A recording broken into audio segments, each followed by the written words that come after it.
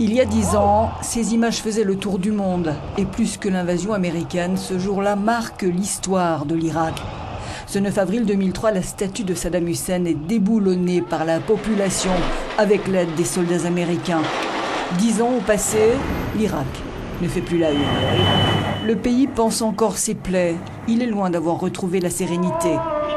Plus de 122 000 civils morts en 10 ans. Une guerre de libération ou d'occupation, selon les points de vue, qui laisse un goût amer aux Irakiens. J'ai élevé mes fils, j'ai assisté à leur mariage, je les ai envoyés à l'université et je les ai vus mourir, raconte cet homme. Vous m'avez demandé si c'est mieux ou moins bien qu'il y a 10 ans. J'avais encore mes fils il y a 10 ans. Alors la réponse est évidente, non ? Et la violence n'a pas cessé depuis le retrait des troupes américaines. Le 6 avril, en plein meeting électoral à 60 km de Bagdad, un attentat suicide a fait 25 morts. En mars, 217 civils ont perdu la vie. 10 ans plus tard, les améliorations existent. La parole est plus libre. Les investisseurs arrivent timidement. Les touristes aussi. Le pouvoir d'achat et les salaires des Irakiens ont augmenté. Mais le chômage est élevé. 18% de la population et les jeunes de 15 à 29 ans sont les plus touchés. De plus en plus d'Irakiens cherchent à émigrer. 23 743 demandes d'asile, essentiellement en Europe en 2011.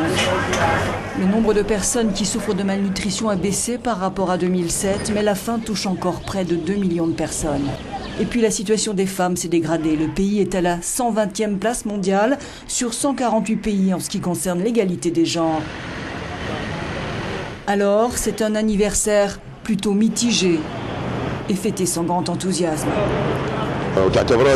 Dire que c'est un anniversaire, moi je ne veux pas, estime cet Irakien.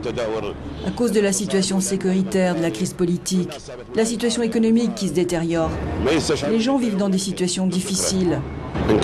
Est-ce qu'on peut dire aujourd'hui si c'est mieux ou moins bien ? Dans quelques jours, le pays vote pour le renouvellement des assemblées provinciales, à l'occasion de plus de violence encore, dans un contexte politique loin d'être apaisé entre chiites au pouvoir et sunnites qui restent exclus.